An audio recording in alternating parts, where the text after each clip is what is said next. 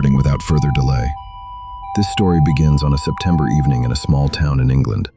Back then I was in the 9th grade and had a girlfriend from Hilford, so I often traveled between towns by bus or with private drivers, the kind people casually called ride guys. We visited each other almost every weekend.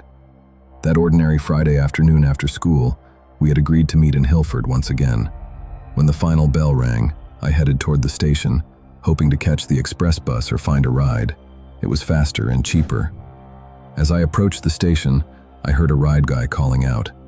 I walked up to him and he pointed to an old but well-kept Ford Scorpio standing a bit further away. Since I never liked talking to drivers, I sat in the back like always. I was the first passenger, so I chose the seat behind the driver. Soon a middle-aged woman arrived and sat in the front. A few moments later, another girl came toward my side. Because the windows were tinted, she couldn't see me, so I slid to the other side behind the front passenger. The seating position in this story is very important. The three of us sat and waited for the driver.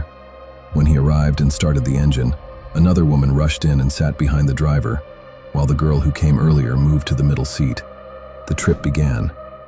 After driving more than half the way near the town of Westbrook, the road turned into a series of sharp curves. The driver wasn't speeding. He was simply focused on his phone while driving. I looked up and noticed a bend in the road, and in the opposite lane a truck was coming.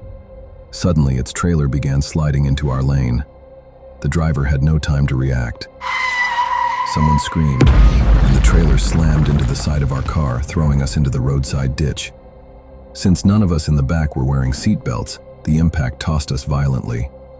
I tried to find my phone, which had flown out of my hands. The girl in the middle begged me to get out as quickly as possible. I grabbed the phone, which was stuck under the leg of the heavy-set woman behind the driver, and climbed out through the shattered window.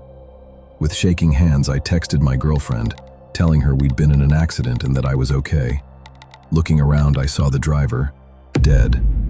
A crushed piece of metal had pierced straight into his body. The woman in the front seat wasn't moving either. The heavy-set woman behind the driver had half fallen out of the car, and part of her skull was broken. She was lying in a pool of blood. I was covered in blood myself and didn't know whether it was mine or someone else's. People driving by stopped and rushed to help. After some time, the ambulance arrived. I heard the medics pronounce the driver and the woman in the front seat dead. Only the girl in the middle showed any signs of life. She had lost consciousness but eventually woke up. They took us to Ridgeford General Hospital. During the whole ride, I was terrified by how much blood I was covered in, though it turned out I had only a few pieces of glass stuck in my chin. At the hospital, I called my father. He calmly said he'd come pick me up. On the way home, we stopped at the accident site and I explained everything to my parents. It seemed like the story ended there. But after about 5 years, when I was already in a relationship with my current wife, a different girl, not the one from Hilford, I told her this story one evening. I noticed her voice change. She said, "That ride guy was my father." In that moment, we both froze.